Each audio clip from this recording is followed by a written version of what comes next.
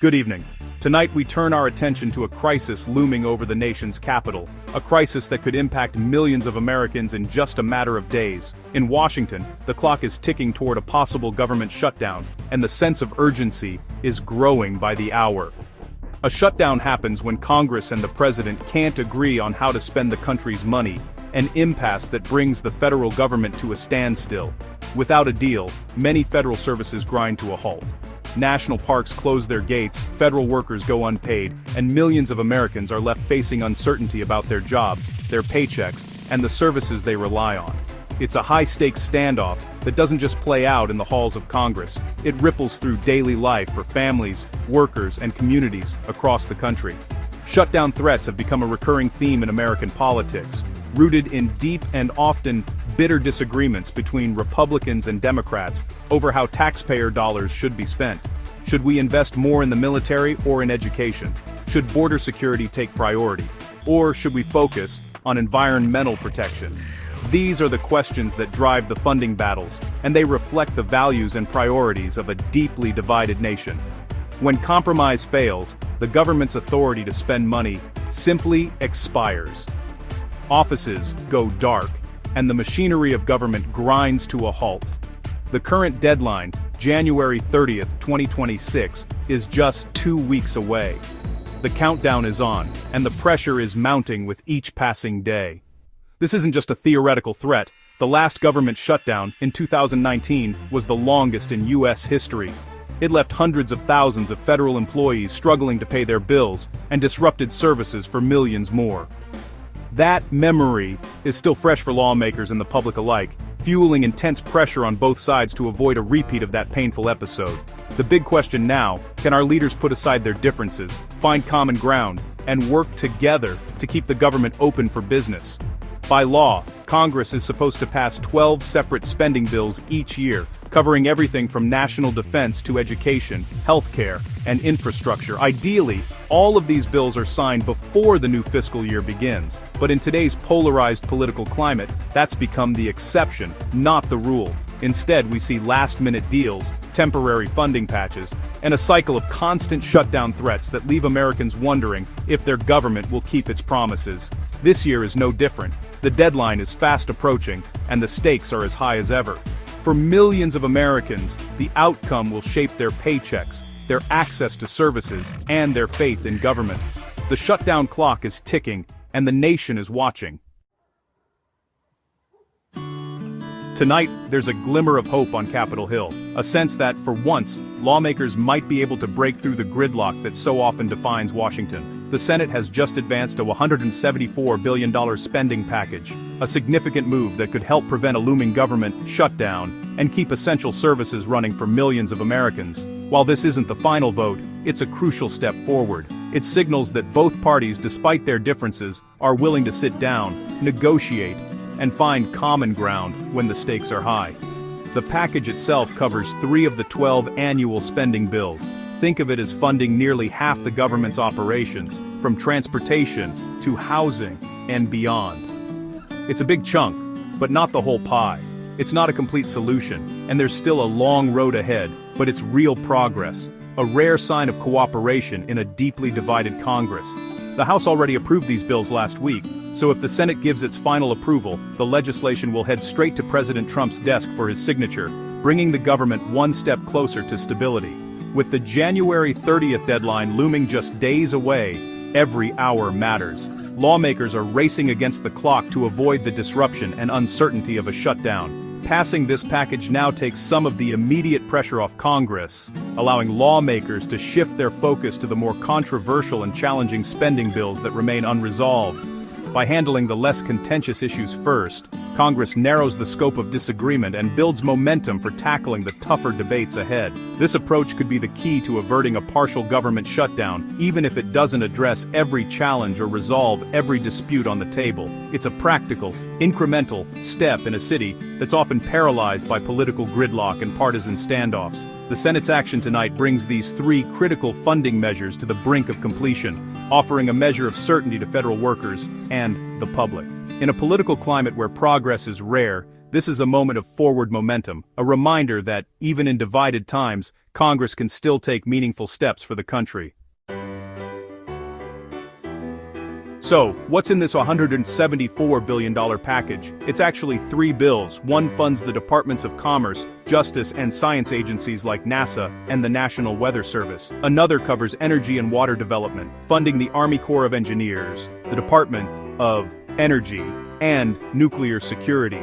The third funds the Department of the Interior, the EPA, and public lands supporting national parks and environmental protection. These bills ensure law enforcement, scientific research, energy security, and environmental safeguards continue without disruption. Passing this package provides stability for these vital agencies for the year. It's a tangible step to keep key parts of government running.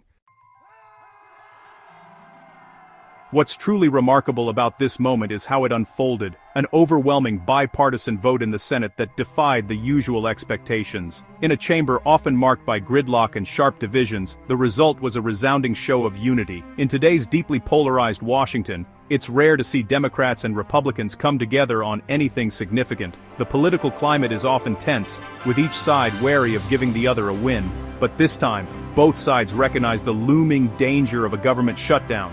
The stakes were simply too high to let partisan differences get in the way, and leaders from both parties were willing to compromise to avoid a crisis. This agreement is more than just a legislative win. It's a demonstration of a shared desire to govern responsibly, to put the country's needs above party interests, and to prevent unnecessary chaos. The 3 bills passed were considered the low-hanging fruit, areas where both parties could find common ground without too much controversy. These were issues that had broad support and were seen as essential to keep the government running. By passing these bills together, Congress not only avoided immediate disaster, but also built momentum and renewed public confidence in the legislative process. It sent a message that cooperation is still possible. It's a practical strategy. Both parties can claim victory, show their constituents they're getting things done, and justify the compromises they made along the way. This rare moment of cooperation sets a positive tone for the much tougher negotiations that lie ahead. It's a reminder that progress is possible, even in challenging times. In a nation as divided as ours, finding mutual benefit and working together is absolutely essential for moving forward and making real progress. This vote stands as a clear and powerful example of that principle in action, a rare but important reminder of what can be achieved when lawmakers put aside their differences. It's a rare but welcome sight in the Capitol, and one that gives hope for the future of American democracy. But the job is only half done. Congress needs to pass 12 spending bills. This package brings the total to 6. The remaining 6 bills are the most contentious, covering defense, health, education, and labor. These bills are packed with political flashpoints, from military spending to social issues. The deepest divides between Republicans and Democrats are in these unresolved bills. Finding compromise here is much harder than for science or parks. Lawmakers know the toughest battles are still ahead. The outcome will determine if the government stays open or faces another shutdown. The biggest obstacle? Funding for the Department of Homeland Security, or DHS. The DHS bill includes money for ICE, now at the center of a heated immigration debate after a recent tragic shooting by an ICE agent in Minneapolis. Democrats demand new restrictions and accountability for ICE. Republicans fiercely oppose changes they see as weakening border security. President Trump and his allies back ICE, making compromise difficult. The divide is so deep that lawmakers are already discussing backup plans. Senate Majority Leader John Thune calls DHS funding the hardest one for sure. This impasse keeps the threat of a partial shutdown very real. For Republicans, advancing the $174 billion package was a pragmatic move. Leaders like Senator Thune see it as proof the GOP can govern and avoid a shutdown. By passing less controversial bills, they show commitment to keeping government running while saving the toughest fights for later. The package funds law enforcement and energy security, key Republican priorities. But on DHS, Republicans are holding firm, signaling they won't accept Democratic demands to restrict ICE. Their strategy: pass what they can, minimize the scope of any shutdown, and focus the fight on border security. If no deal is reached on DHS, only that department would be affected. It's a calculated approach to limit political fallout. Democrats see the package as a victory for their priorities. Senate Minority Leader Chuck Schumer says it blocks the worst of President Trump's proposed cuts. Democrats highlight funding for education, housing, and job programs as core wins. They insist on new bills, not just temporary extensions, to secure more for their priorities. On DHS, Democrats are resolute. No new funding without ICE reform and accountability. The recent shooting has become a moral line they won't cross. They're using their leverage to force a conversation about immigration enforcement. This sets up a direct clash with Republicans over DHS. So, what's next? The Senate is expected to pass the $174 billion package, and President Trump will likely sign it. That funds about half the government and reduces the immediate shutdown threat. The real drama now centers on the remaining 6 bills, especially DHS. With just 2 weeks left, few expect a breakthrough on ICE funding.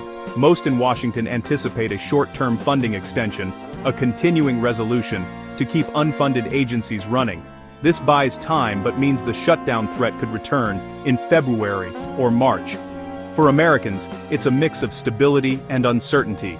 The good news: services like national parks and weather forecasting are likely secure for the year. But the fight over DHS and ICE is far from over. We'll keep you updated as this story develops.